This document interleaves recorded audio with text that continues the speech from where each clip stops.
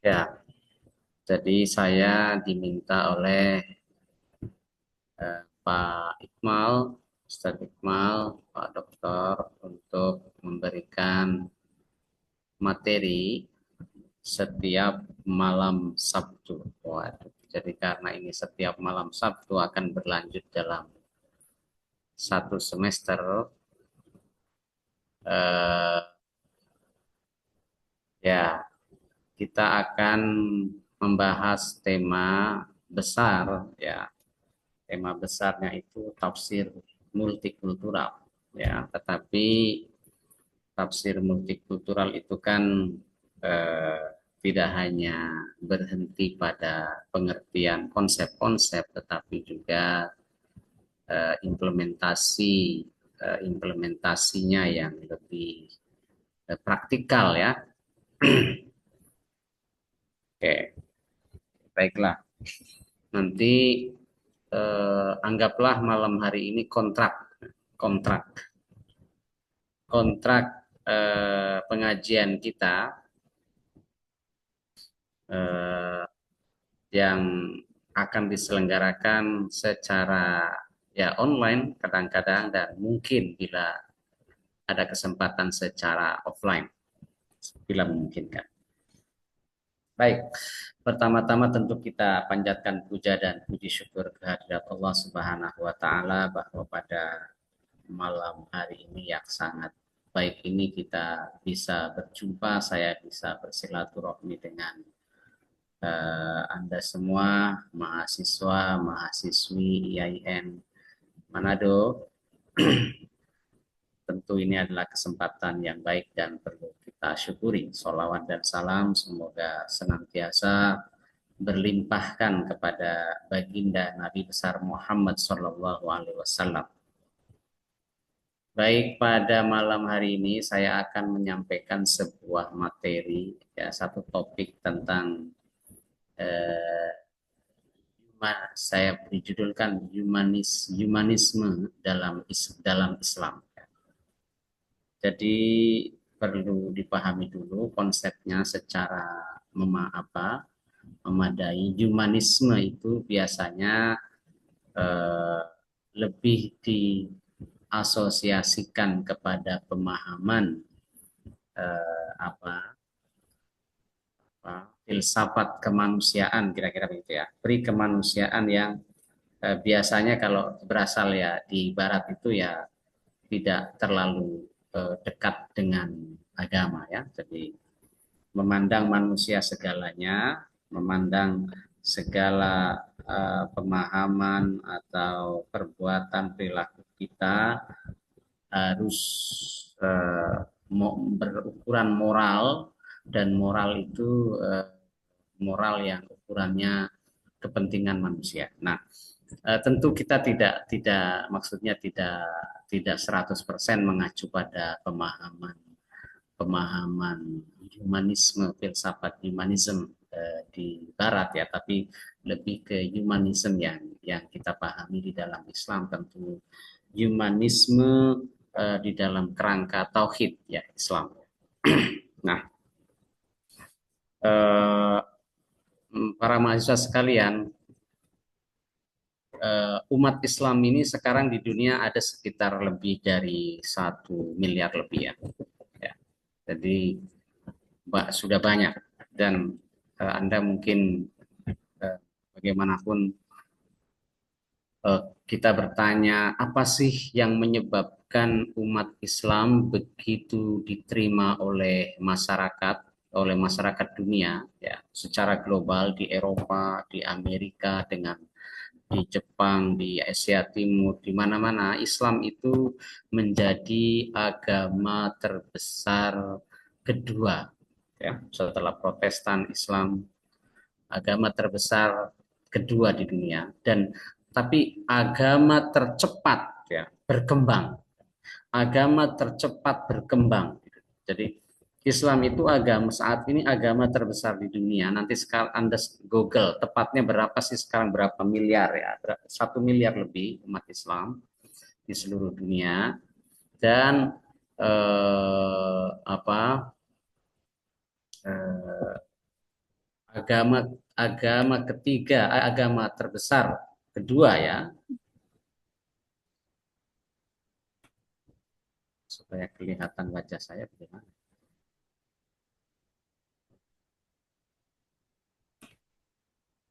Oke, agama agama terbesar kedua di dunia. Nah, bagaimana eh, ya ajaran tradisi yang awal-awalnya bermula di Arab ya, di gurun yang gersang, di dunia yang antah berantah jauh dari peradaban manusia, di kampung di tengah Sahara, tapi sekarang diterima menjadi agama terbesar, salah satu agama terbesar di dunia.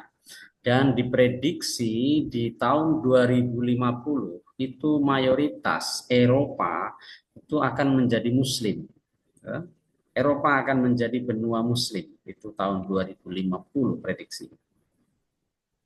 Atau tahun 2050 diprediksi Eropa menjadi benua Muslim, artinya mayoritas Muslim. Nah, Amerika juga beranjak menjadi lama-lama menjadi benua Muslim juga. Nah, ini harus kita ketahui pertama bahwa menyebarnya Islam atau diterimanya Islam di berbagai kalangan itu tak lepas dari eh, konten ajaran Islam atau isi dari ajaran Islam ya. Jadi tentu kita bicara bagaimana Nabi menyebarkan, para sahabat menyebarkan, para tabi'in menyebarkan, tetapi juga konten atau isi dari ajaran Islam itulah yang pertama artinya utama membuat Islam diterima oleh berbagai kalangan di dunia, baik secara sejarahnya dulu hingga masuk ke Eropa, mengalahkan peradaban Romawi, eh, itu bagaimana ya.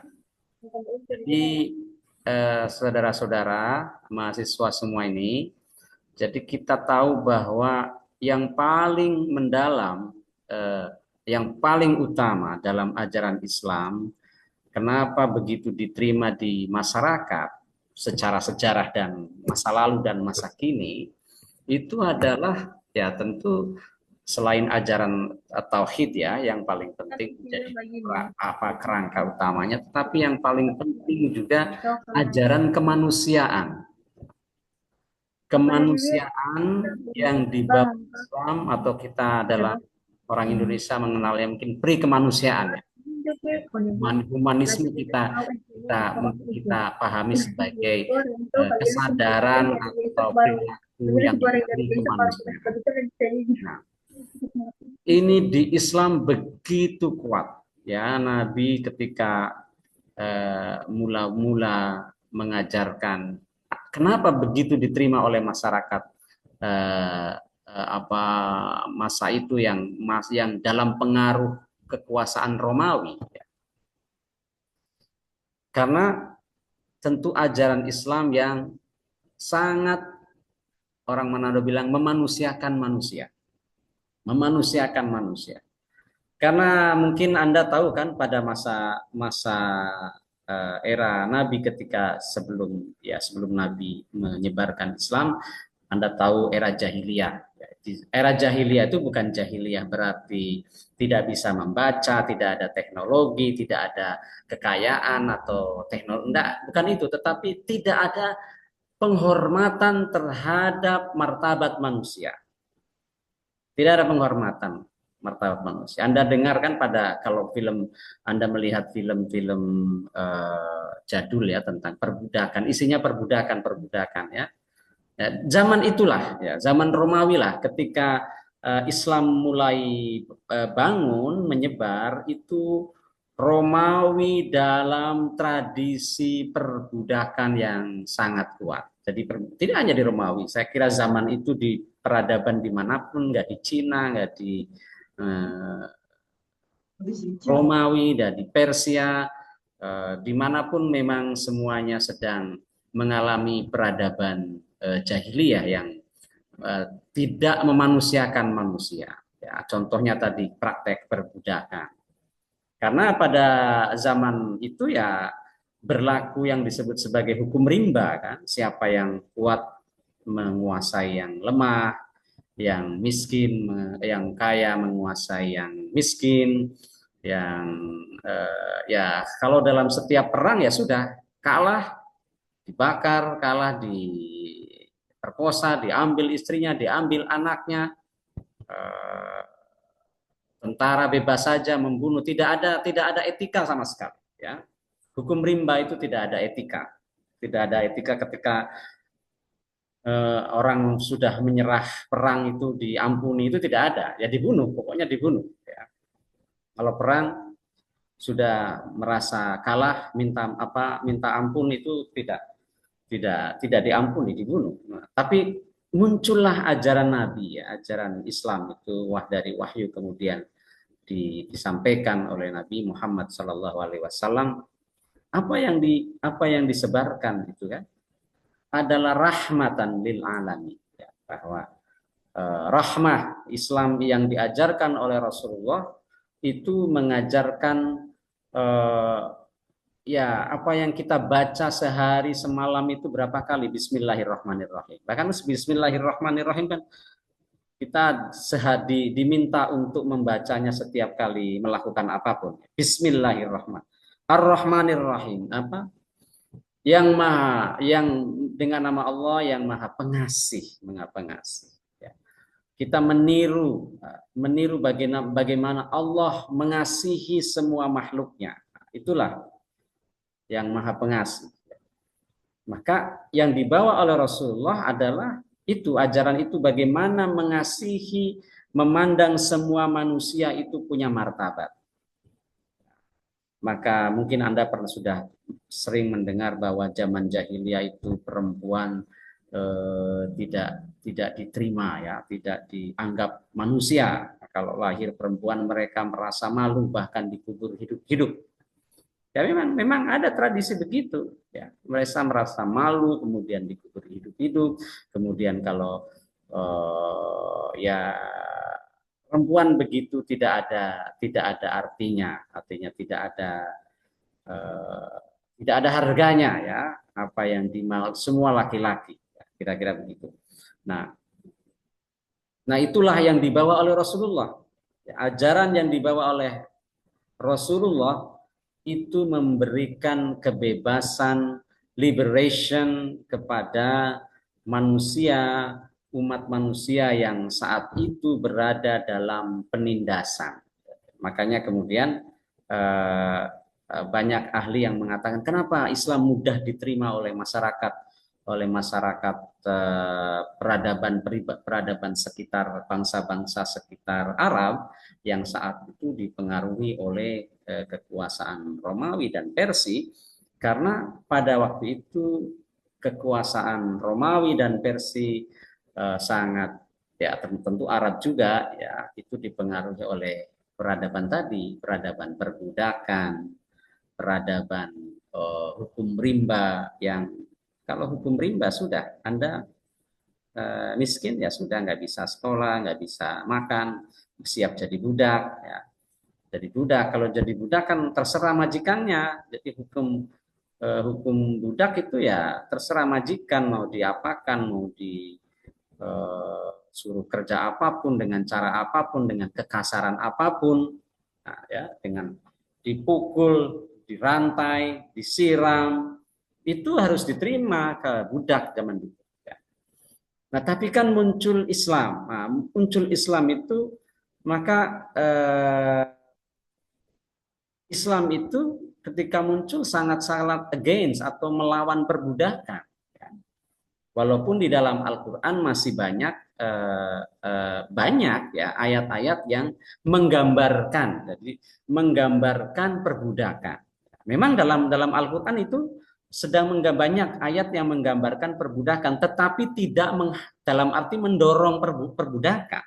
Jadi Quran itu harus dipahami sebagai kitab sosiologis juga. Jadi kitab sosiologis yang merekam kejadian masa itu, ya. dan masa sebelumnya. Rekamannya apa ya tentang perbudakan itu, bahwa perbudakan itu terjadi begitu masif ya, bahkan di Indonesia sendiri tahun-tahun abad-abad 12, 13 itu ada raja Jawa yang punya selir, katanya budaknya 1.000. Nah, itu ada, itu masih ada ya, bahkan sampai di Jawa ya, apalagi di mungkin di Thailand, di mana itu, di Cina, di mana-mana. Di Cina kan kalau Anda baca sejarah, raja-raja Cina punya gundik ribuan kan. Setiap desa dia punya. Itulah zaman dulu. Jadi saya maksud tadi, Al-Quran merekam kejadian itu, tapi bukan berarti mendorong itu terjadi terus. Justru yang kita lihat dalam ayat-ayat tentang perbudakan itu di dalam Al-Quran selalu mendorong untuk itqur raqabah, jadi membebaskan budak. Jadi kalau misalkan Anda banyak kan hukuman-hukuman di dalam fikih itu supaya kita membebaskan budak. Kalau batal puasa gara-gara berhubungan suami istri di siang hari, itu salah satu hukumannya adalah kalau membebaskan budak, ya. Atau banyak sekali ajaran-ajaran supaya aitqur raqabah, membebaskan budak. Jadi atau berbaik-baik dengan budakmu. Ya, itu ada banyak sekali di dalam Al-Qur'an ayat-ayat yang menganjurkan kita berbaik-baik dengan budak, berbaik, tidak berlaku kasar, mengasihi, menyayangi mereka. Nah, tapi itu jangan dianggap bahwa Quran menghalalkan perbudakan, tetapi kita melihat ruh Qurannya atau inti keinginan yang dimaksud dari Al-Quran itu justru membebaskan budak itu, perbudakan. Ya, perbudakan. Nah, kalau kita lihat begitu, jangan melihat bahwa di Quran kok masih ada perbudakan, bukan. Tapi Quran itu kan rekaman kejadian masa lalu dan masa itu. Tapi apa sih sebenarnya yang diinginkan oleh Allah ya di dalam ayat-ayat Quran itu kan tentang perbudakan adalah membebaskan budak. Nah, kalau kita melihat maksud dari pembebasan budak, jadi perbudakan itu kan berarti unequality ya. Jadi terjadi inequality atau ketidak ketidaksamaan derajat manusia. Jadi perbudakan itu melihat di dalam sistem sosial masyarakat ada sistem kasta yang hierarkial ya, ada yang kecil, ada masyarakat kecil, ada orang kecil, orang besar, orang kaya, orang miskin, orang yang yang orang yang secara sosial dihormati, tidak dihormati, itu ada ya di pembagian masyarakat seperti itu, yang tidak menghormati ya. Tapi bukan berarti pembagian secara profesi atau secara suku, bukan itu, tapi martabat ya, dignity atau martabat manusia itu dibedakan. Orang membeda-bedakan orang terhormat tidak terhormat bukan karena bukan karena ininya ya perbuatannya, tapi bahwa manusia itu masing-masing ada yang begitu loh, ada yang sudah dianggap terhormat dan tidak terhormat. Nah, itu anggapan yang salah, bahwa ada inequality. Manusia itu martabatnya sama, Nah, itu kenapa orang sampai bisa memperbudak orang lain, ya toh? Ya, karena kan ada anggapan bahwa orang kulit hitam itu pantas layak menjadi budak. Ya. Kan kebanyakan yang jadi budak ya orang kulit hitam ya. Nah, karena mereka kulit hitam, maka kemudian sampai tahun 60-an itu orang kulit hitam masih menjadi budak di Amerika. Kemudian orang yang kalah perang itu dijadikan budak, dan mereka budak itu ya sama dengan seperti binatang, posisinya seperti binatang. diperjualbelikan, dirantai, di kerangkeng. Muncullah Islam yang dibawa oleh Rasulullah itu mendobrak itu semua, ya.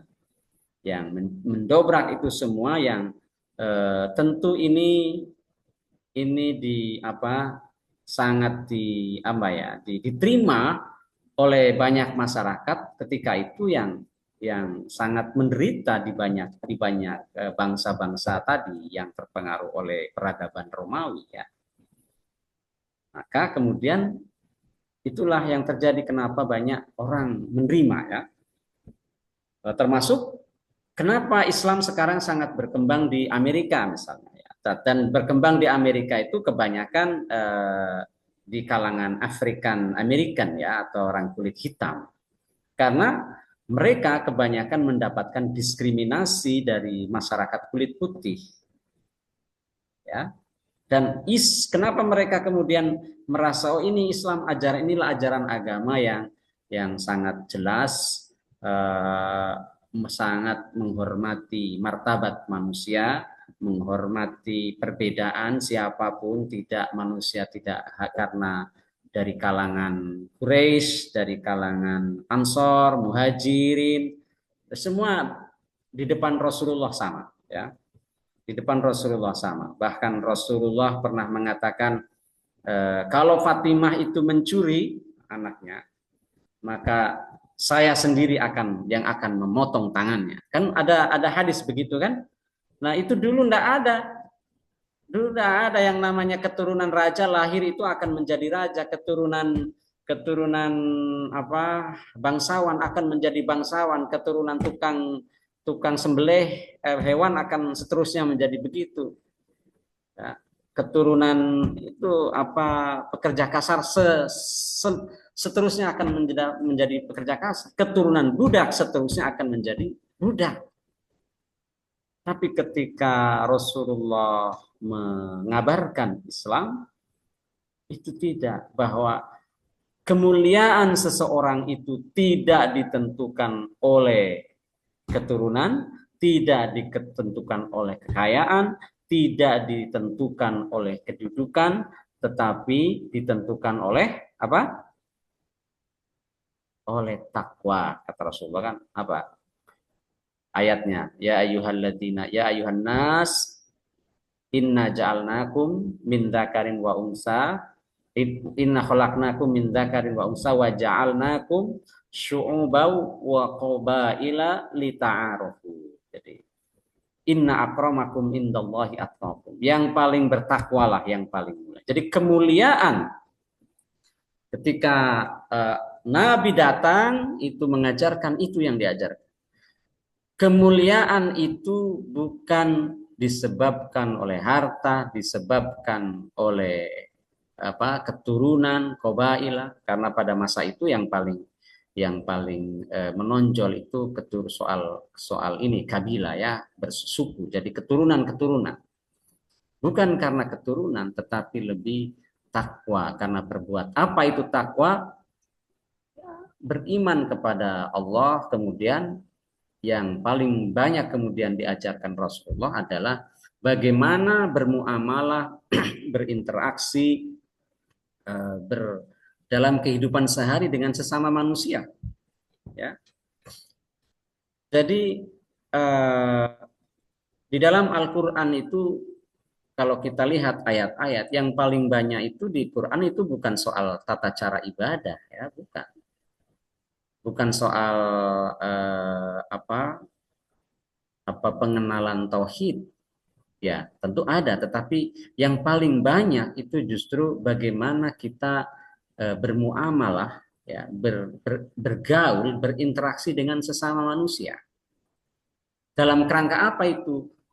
Berinteraksi sesama manusia yang memanusiakan manusia. Kan itu. Quran itu mengajarkan bagaimana kita bermuamalah, bersosial, berinteraksi dengan sesama manusia, tetapi yang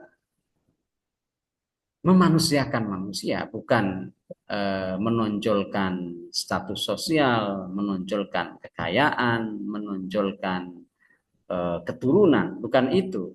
Tetapi yang paling penting itu adalah berbuat baik kepada manusia lain, yang tadi di awal kita mengingat apa, Ar-Rahman Ar-Rahim, seperti Allah mengasihi sesama semua manusia dari berbagai umat, dari agama, suku bangsa, ya. Inna akramakum indallahi atqakum. Kemudian disebut alhamdulillahi rabbil alamin. Ya. Kita juga meniru sifat Allah, ya, berusaha meniru manusia, artinya disuruh untuk sebagaimana Allah bersikap Rabbul Alamin, ya, mengasihi, menjadi Rob, menjadi Tuhan, menjadi pemelihara, menjadi pencipta, menjadi pengasih, ya, bagi semua makhluk. Rabbul Alamin, alamin, alam, ya, alam itu. Alam itu apa? Masih wallah. Salah satu definisinya ya, masih wallah, apa saja yang selain Allah itulah alam. Kita harus sayang dengan mereka semua, dengan manusia, sesama manusia itu jangan sampai berbuat apa hal-hal yang menyakiti, ya. Mengasihi itu kan ya kasih sayang, cinta. Orang tandanya cinta itu apa ya, tidak menyakiti. Bahkan kadang-kadang cinta itu diartikan tandanya mau berkorban, ya kan. Kalau kamu mencintai pacarmu, itu tandanya sayang itu berkorban, mau berkorban, ya. Jadi kita manusia itu dianjurkan untuk salah satunya berkorban untuk orang lain. Dalam berkorban dalam arti ya, ya tidak mementingkan diri sendiri, ya, tidak mementingkan diri sendiri. Kita punya harta, makanya dalam Islam ada zakat, ada sedekah, ada infak. Tidak boleh disimpan sendiri pelit, tidak dibagikan ke keluarga, ke tetangga, ke kiri kanan, dawil kurba, kerabat, ya. Ada ajaran untuk zakat, ada ajaran untuk infak, ada ajaran untuk sedekah, ya. Ada ajaran untuk berbuat baik, misalnya tidak boleh mengganggu. Bahkan Anda mungkin pernah mendengar hadis itu, tidak boleh kita dilarang membaca Quran. Ya. Quran dilarang loh, membaca Quran dengan suara di tengah malam. Itu ada hadisnya ya. Dilarang membaca Quran dengan suara keras di tengah malam karena ditakutkan mengganggu orang yang sedang istirahat. Itu kan betapa ajaran itu menunjukkan eh, kebaikan pun harus dengan caranya yang baik supaya tidak mengganggu manusia lain. Ya, jangan sampai kita itu bersikap mengganggu manusia lain, menyakiti, apalagi menyakiti, ya. Maka perintah apa, ta'awanu 'alal birri, ya, itu untuk berbuat baik, ya, eh, itu menjadi perintah utama, ya. Berbuat baik apa yang paling banyak itu kan bagaimana kita dalam muamalah sehari-hari. Muamalah sehari-hari yang paling penting itu tadi memanusiakan manusia. Apa guide-nya atau apa pedomannya, ya, menghormati martabat manusia, mengasihi mereka, jangan sampai menyakiti. Apa itu menyakiti? Salah satunya kalau di dalam kitab Ihya Ulumuddin itu banyak sekali kan, misalnya berkata kasar, menghina, berbohong, apalagi menghardik, menyebut nama dengan nama-nama yang tidak baik, melabeli mereka dengan kalimat yang tidak mereka sukai, bahkan bergibah. Bergibah itu tidak boleh. Bergibah itu menggosipi orang. Gibah itu menggosipi orang yang mungkin benar, itu kabar benar, tetapi orang itu tidak mau itu dibicarakan. Itu sudah tidak boleh. Apalagi memfitnah. Memfitnah itu kan ya menghoax, ya. Jadi menyampaikan kabar yang salah, ya, mengadu domba.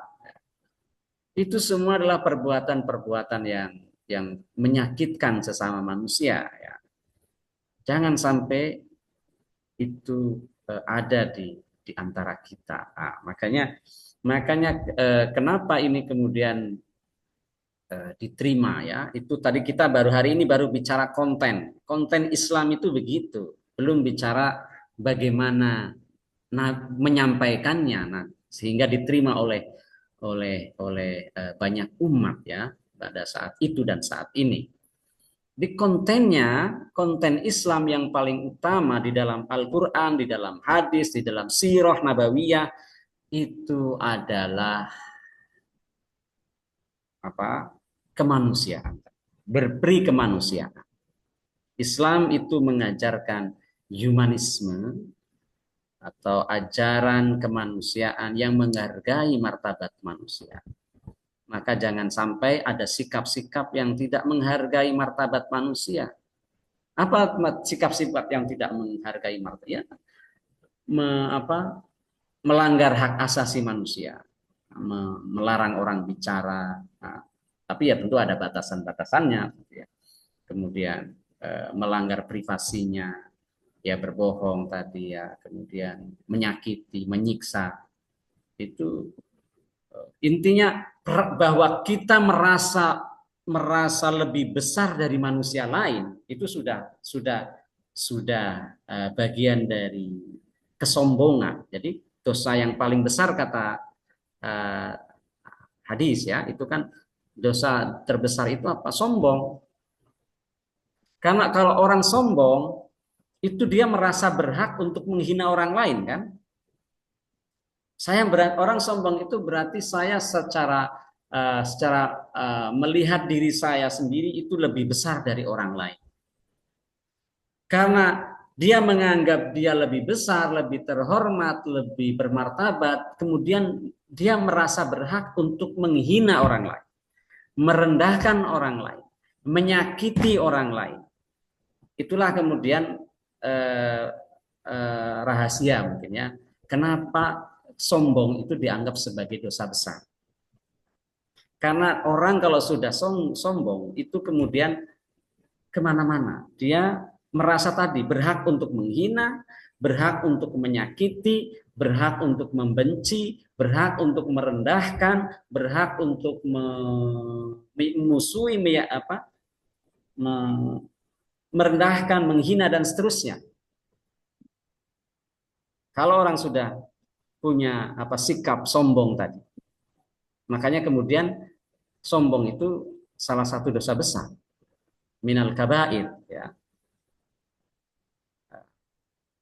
Nah, apa yang dibawa oleh Rasulullah itu ajarannya itu yang kemudian begitu revolusioner ya. Orang menganggap siapa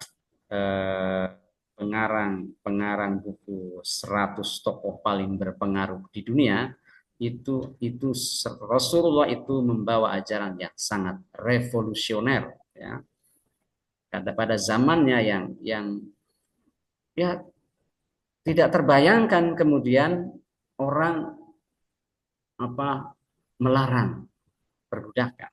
Ya perbudakan secara resmi dihapus dari dunia mungkin 1960 ya. Tapi kalau tidak ada preseden historis dari Rasulullah, Islam yang pada saat itu muncul, maka kemungkinan sampai sekarang kita akan menjadi budak ya, karena kita bukan bangsa kulit putih ya kan.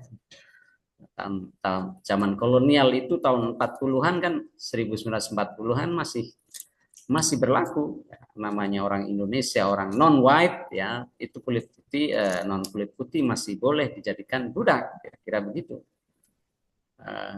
Nah, apa yang dibawa oleh Islam itu yang sangat revolusioner, membuktikan bahwa ajaran equality ya, equality itu sangat terhadap sesama manusia itu sangat kuat. Mungkin Anda bertanya, kok di Islam tidak katanya perempuan sama, tapi kok kenapa di Islam itu dianggap perempuan masih kelas bawah atau masih second class gitu, boleh di poligami, boleh di mana itu kan. Bagaimana itu kan? Nah, ya, ya nanti kalau ada pertanyaan ya, tapi karena saya sudah ngomong ya, ya sudahlah. Ya. Jadi memang memang Anda harus melihat bukan konteks poligami poligami Islam yang dulu di masa Nabi, kok Nabi sampai 9 katanya beristri, itu jangan membandingkannya dengan zaman sekarang ya. Zaman dulu itu bahkan setiap raja, setiap bangsawan itu bisa menikahi 1.100, itu udah biasa ya. Tapi muncullah Islam yang kemudian di bawah Nabi itu membatasi hanya sampai 4. Jadi itu sudah sangat, itu revolusioner ya, revolusioner sekali. Nggak ada kejadian seorang bangsawan di Arab, seorang raja itu hanya istrinya hanya 10 atau berapa, itu enggak, itu mereka lebih dari itu. Tapi datangnya Islam itu membatasi. Nah, kalau kita melihat ada pembatasan di masa Nabi, ya berarti sekarang bagaimana? Ya tentu kita melihat eh, misi atau orientasi Al-Quran adalah pembatasan itu. Karena dalam pembatasan itu apa maksudnya? Supaya martabat manusia dihormati, ya, ada equality. Nah, nanti kita akan bahas lagi itu, misalnya ada selain pembatasan juga ada keadilan, ya, keadilan sesama mereka. Jadi dan wa in khiftum fawahida, dan kalau takut dari tidak bisa berbuat adil maka satu saja, itu juga kan kelanjutannya ya, itu catatan kakinya ya. Nah, tapi yang paling penting itu tadi yang kita lihat bahwa itulah di awal-awal itu Islam datang sudah memperlakukan manusia luar biasa. Ada kehormatan di setiap jiwa manusia ya. Itu yang menjadi landasan mengapa begitu dianggap revolusioner ya.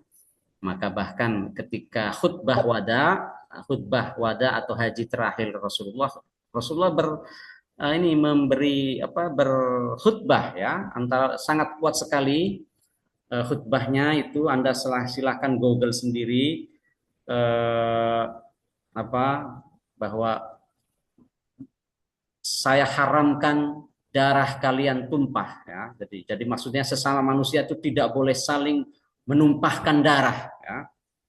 Jangan saling berkelahi, jangan saling perang. Dima hukum pokoknya darah kalian itu haram untuk ditumpahkan.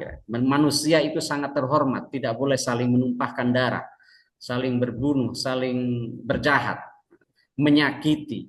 Semua manusia berharga di hadapan Tuhan sama. Itulah yang kemudian kita ingat bahwa ternyata ya itulah yang menjadi warisan peradaban Islam, humanisme. Jadi sikap berperi kemanusiaan terhadap sesama manusia yang kemudian menjadi presiden lahirnya peradaban baru. Ya, peradaban baru yang kita sebut sekarang sebagai peradaban modern, yang melahirkan diantaranya munculnya ditandai dengan PBB, Deklarasi of Human Right ya.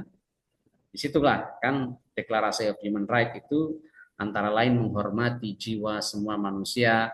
Tapi ternyata sebelum itu, lama sekali sebelum itu, Rasulullah sudah mengajarkannya kepada kita umat Islam. Ya. Mungkin itu dulu ya yang saya sampaikan. Kalau ada komentar atau pertanyaan bisa saya sambung kembali. Terima kasih. Assalamualaikum warahmatullahi wabarakatuh. Waalaikumsalam. Waalaikumsalam warahmatullahi Waalaikumsalam wabarakatuh. warahmatullahi wabarakatuh. Ustadz, ini boleh ada buka sesi pertanyaan? Boleh, ya. Masih ada Oke, waktu. bagi teman-teman yang ingin bertanya, silakan. Saya Fatir. Saya. Oh, tunggu. Ini eh, ada Aidil Ustadz ini, ada yang ingin bertanya tapi saya wakilkan dulu Ustadznya, soalnya dia lagi di luar, lagi ribut Ustadz. Jadi Hmm. saya wakilkan aja dulu. Ya, pertanyaan beliau ini tentang berbicara tentang humanisme. Bagaimana pendapat Ustadz tentang orang yang tampangnya keren, kemudian dia tampil di panggung lebih dihargai dibandingkan orang-orang yang tampangnya biasa-biasa saja dengan profesi yang sama, penghargaannya lebih rendah daripada yang sebelumnya. Dan apa yang harus dilakukan si pembicaraan untuk menyikapi hal tersebut? Oke, Ustadz. Ustadz, ini pertanyaan mau dikumpul dulu atau mau langsung jawab, Ustadz? Ya, dikumpulkan aja dulu, barangkali ada yang sama, terus nanti bisa dijawab bersama-sama. Oh, oke, baik. Kita, Teman-teman yang lain silakan bertanya saya. apa? Kita satu Oh ya, Pak Fauzi silakan. eh, berbicara mengenai masa jahiliyah. Saya mau bertanya mengenai bagaimana konsep pengetahuan dan kebijaksanaan dipahami pada masa Arab di kalangan kaum jahiliyah. Kebijakan dan pengetahuan Mm, dipahami masa Arab. Bagaimana pada masa, eh, Masa iya jahiliyah. Pak, pada masa jahiliyah Ya, ya. Terus, itu Pak pertanyaan Pak. oke, oke. Baik. Oke, teman-teman lain apakah masih ada pertanyaan? Ada. Berarti saya. Oh, ya, silakan Fauzan. Oke. Baik, terima kasih untuk kesempatannya. Ustadz, Bapak saya ingin bertanya, dalam konteks negara multikultural seperti Indonesia ini, bagaimana nilai humanisme Islam dapat menghindari dominasi mayoritas atas minoritas, Ustadz? Dan dalam konteks negara multikultural, apakah prinsip ukhuwah atau persaudaraan Islam berlaku inklusif terhadap non-Muslim atau hanya terbatas pada semua Muslim? Semua orang. Terima kasih. Ya. Sudah aja ya? Oh ya, Sudah Isa ya? Jadi 3 aja ya? oh baik Ustadz. Ini sampai Isa kan? Oh Ustadz, ada lagi satu yang ingin bertanya Ustadz. Ya, ya. Ya, boleh, Ya, silahkan. masih boleh. Ya, silakan. Iya, silakan. Baik, sebelumnya terima kasih Saya Ustadz. jawab dulu nih, nanti saya lupa soalnya. Oke, saya jawab aja lah ya. Pertanyaan pertama tadi, Oh iya Ustadz. apa tadi? Akan lupa lagi pertanyaan pertama. Apa tadi, siapa yang jadi moderator ya? Jadi dari yang Mau pertanyaan dibacakan pertanyaan ketiga yang saya ingat ini, humanisme inklusif, apakah inklusif untuk non-Muslim dalam konteks masyarakat multikultural di Indonesia? Ya, jadi beri kemanusiaan, sikap kemanusiaan itu tadi, Rabbul Alamin. Ya, kita itu menjadi rahmatan lil alamin. Ya. Wa ma arsalnaka illa rahmatan lil alamin. Siapa yang kita mencontoh Rasulullah kan? Mencontoh Rasulullah itu adalah Quran yang berjalan, kira-kira begitu ya. Quran. Jadi kalau mau melihat Quran yang terimplementasi dalam tubuh manusia berjalan, itulah Rasulullah. Contohnya ya. Maka Rasulullah itu wa ma arsalnaka illa rahmatan lil alamin. Dia tidak diutus kecuali sebagai rahmat bagi semua alam. Jadi tidak hanya Muslim. Rahmat. Datangnya Islam ini rahmat, harusnya rahmat. Dan memang rahmat kan menyelamatkan manusia di antaranya tadi itu inklusif, ke siapa saja kita harus berbuat baik, tidak boleh kita menolong hanya ke orang Muslim. Ada orang jatuh di pasar, ditanya dulu kamu agamanya apa? Ya enggak lah, kita tolong. Jadi kalau Anda ada orang tenggelam di kolam renang, Anda tanya dulu agamanya apa? Kan enggak, ya. Semua, apa kamu dari mana, sukunya mana? Enggak boleh begitu. Kita harus keselamatan, kenyamanan kepada keamanan, memberi keselamatan, memberi rahmah, kasih sayang kepada semua manusia, tidak terbatas hanya orang Muslim. Ya. Jadi kita semua bertetangga-tetangga non Muslim kita harus baik. Ya. Bahkan ya dalam ada hadisnya ya mengatakan bahwa ya sebaik-baik muslim itu yang berbaik kepada khairul muslim man kana khairan li jari ya. Yang paling baik terhadap jarihi, terhadap tetangganya. Tetangganya di situ enggak disebut muslim non muslim, sama semua. Itu kita harus baik kepada mereka. Kalau ada tetangga kelaparan non muslim, kasih mereka. Kalau ada tetangga butuh bantuan walaupun non muslim, ya kita tetap kita berdasarkan siapa yang membutuhkan. Mengasihi itu kan begitu, tidak dibatasi pada agama. Ya, maka apalagi dalam kehidupan profesional ya, sebagai pelayan, sebagai guru misalkan, sebagai pelayan masyarakat, pelayan negara, sebagai pekerja profesional di mana saja kita berhadapan dengan konsumen, dengan masyarakat yang berbeda agama, itu tentu saja kita tidak memperlakukan mereka berdasarkan agama. Kita harus memperlakukan mereka ya sesuai dengan tadi apa yang dibutuhkan. Begitu. Jadi ada orang Kristen misalnya butuh, misalkan Anda jadi presiden ya, atau gubernur atau bupati, ada orang Kristen butuh gereja, bangunkan gereja walaupun Anda Muslim. Nah, ada orang Kristen kena bencana banjir, tetangga Anda tolong, nah, tidak tolong bersih-bersih rumahnya, tidak harus tunggu dulu itu takut apa. Nah ada, jadi yang pertama adalah kebaikan itu tidak dibatasi oleh agama ya. Kita harus albirru, perbuatan baik itu kepada siapa saja.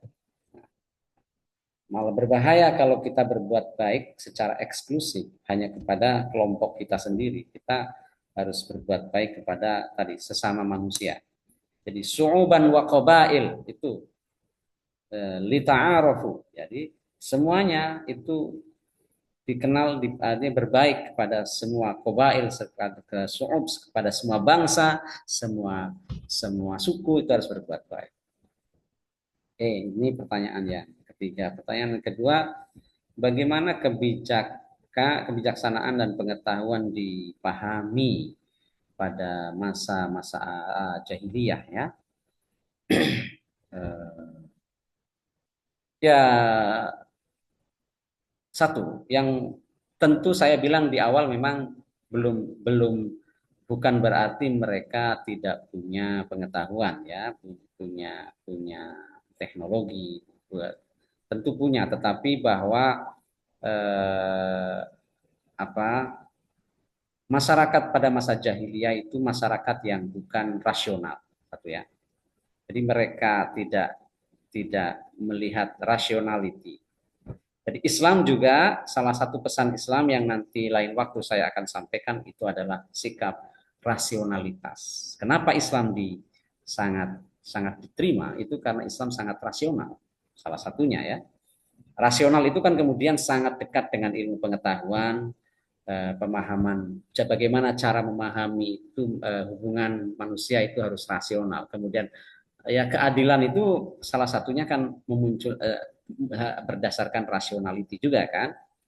Nah, pada masa itu tentu di zaman yang kan tidak rasional, anak sendiri dibunuh kan, anak perempuan disingkirkan, anak perempuan direndahkan, itu kan tidak rasional. Pada waktu itu mereka tidak, karena tidak punya pengetahuan bahwa perempuan mempunyai kekuatan daya yang sama dengan laki-laki atau orang kulit hitam itu sama saja dengan kulit putih, itu tidak punya anggapan seperti itu. Jadi mereka tidak punya pengetahuannya, tentu pengetahuan yang berdasarkan pada masa itu orang mengatakan di zaman itu ya zaman ketika mitologi ya mitos itu sangat kuat orang-orang bahwa ya tadi makanya di zaman Mekah di ada Lata dan Uzza mereka benar-benar menyembah berhala yang mereka ciptakan sendiri itu kan menunjukkan disebut sebagai zaman jahiliyah itu begitu kan mereka buat patung mereka sembah dan mereka menganggap itu sebagai Tuhan. Itulah kemudian itu kan tidak rasional ya munculnya Islam kan kemudian disebut rasional itu ya kemudian yang di dalam sejarah kita kenal Nabi menghancurkan berhala-berhala itu kan untuk menandai berlakunya era rasional ya di mana pengetahuan akal itu lebih digunakan. Jadi nanti lain waktu kita akan bicara ini kenapa Islam begitu sangat diterima di masyarakat bahkan di Barat itu salah satunya esensi Islam yang sangat rasional ya berbasis ilmu pengetahuan. Lalu tadi pertanyaannya bagaimana sih di masa jahiliyah ya di masa jahiliyah ya enggak jadi karena ilmu pengetahuan belum muncul mereka begitu sangat kuat dengan mitos-mitos, dengan ya di luar ilmu pengetahuan ya, mereka kita sebut mungkin masih masyarakat metafisik ya, jadi masih mengandalkan hal-hal yang tidak rasional, yang gaib ya, gaib dalam arti mistis, ya misteri sihir begitu seperti itulah ya, magic ya. Tuh. Oke, kemudian pertanyaan yang pertama saya lupa ya. Apa tadi? Ada yang masih ingat? Mau dibacakan, Ustaz? Ya, boleh. Berbicara tentang humanisme, bagaimana pendapat Ustaz tentang orang yang tampangnya dipanggung. kemudian ya Ustaz. Bagaimana Kemudian orang yang dibedakan orang yang keren, ganteng, bagus di panggung kemudian dihormati yang enggak gitu ya? Ya, Ustaz. Ya, ini anu saja artinya kalau panggung kan namanya panggung. Panggung kan sandiwara. Sandiwara itu kan tidak sebenarnya. Jadi kita harus paham lah kalau dalam panggung itu ya namanya sandiwara itu ya ada ini ya emang sudah dari sononya kayak namanya panggung di sandiwara peran utama kan harus ganteng kan peran pembantu harus yang mungkin tidak terlalu ini terus itu kan namanya panggung layar tapi kan itu bukan yang sebenarnya dan itu artinya panggungnya itu bukan alam yang sebenarnya yang mungkin di luar pembicaraan kita ya tapi ya itu oke juga artinya tapi bahwa di dalam kehidupan sehari-hari tidak semestinya begitu kan. Di dalam sehari-hari kita harus menghormati orang bukan karena lijamaliha, bukan karena penampilan, bukan karena kedudukan, bukan karena bukan maksud saya jabatan begitu, bukan karena itu atau bukan status sosial, bukan kita anggap dia mulia di hadapan Allah begitu ya. Tapi kalau mulia di hadapan manusia iyalah mungkin kita itu kan sesuatu yang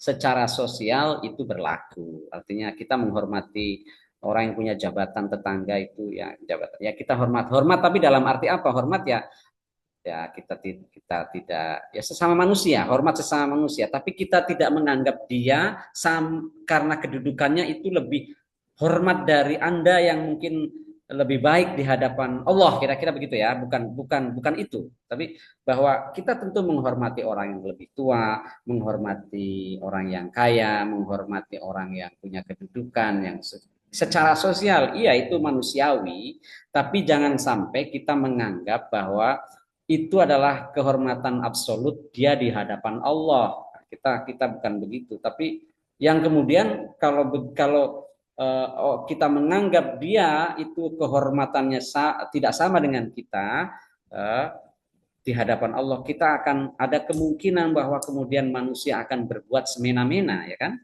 gara-gara dia kaya dia boleh semena-mena terhadap Anda mengambil tanah Anda kemudian mengambil istri Anda, mengambil saudara, itu kan gara-gara menghormati dalam tanda kutip tadi kan, menghormati karena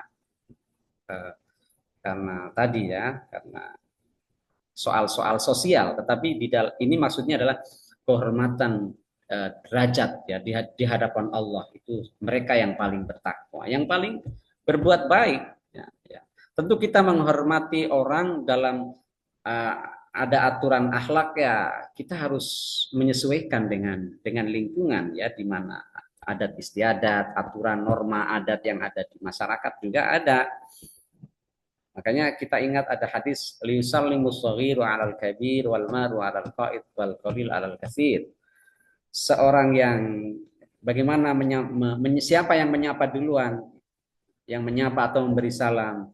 Itu teknisnya bagaimana? Ya, yang kecil itu memberi lisan as-shaghir, yang kecil, anak kecil itu memberi salam kepada orang tua ya kan. Assalamualaikum, bukan yang orang tua dulu memberi salam, walaupun boleh tetapi etikanya ya kan. Al-kabir al-qaid al-marru al-qaid, yang orang yang berjalan memberi salam kepada orang yang sedang duduk, yang diam. Al-qaid al-qalil al-katsir, kemudian orang yang sedikit, yang sendirian itu memberi salam kepada orang yang banyak. Kan Anda lagi berjalan sendirian, ada banyak duduk-duduk di sana. Masa orang yang banyak memberi salam, Assalamualaikum semuanya, kan serem.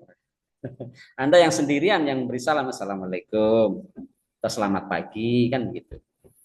Nah, itu maksudnya secara sosial, itu kehormatan sosial kan memang harus berjalan, tetapi jangan sampai kehormatan sosial atau kedudukan sosial itu membuat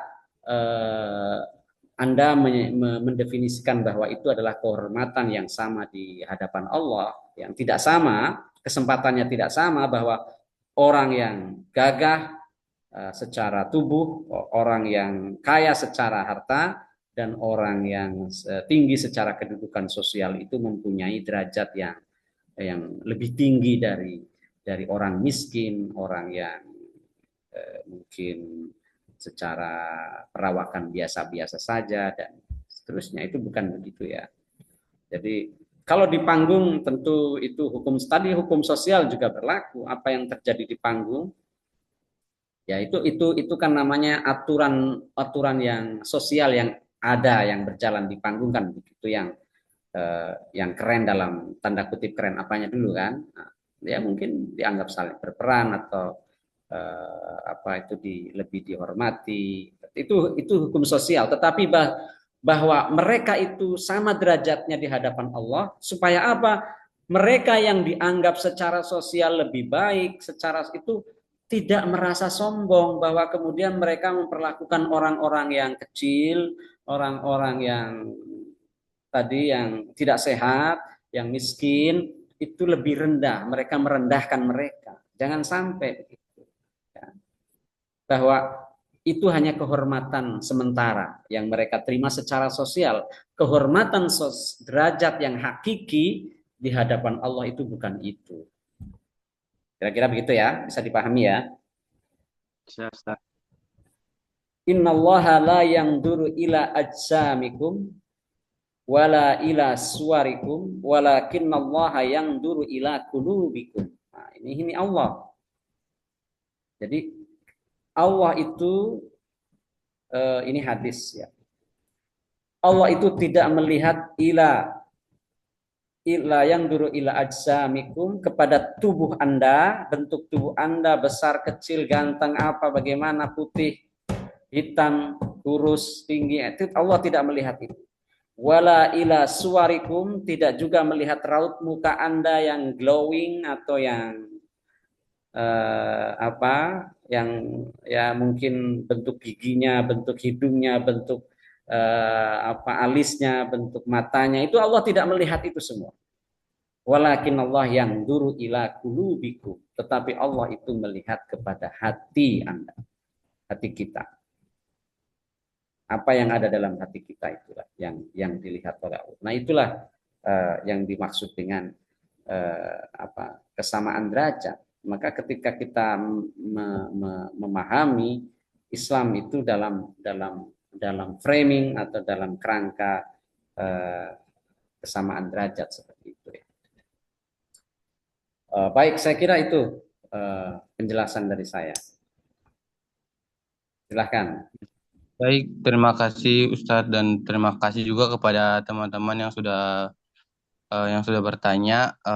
Mungkin sekian aja kajian pada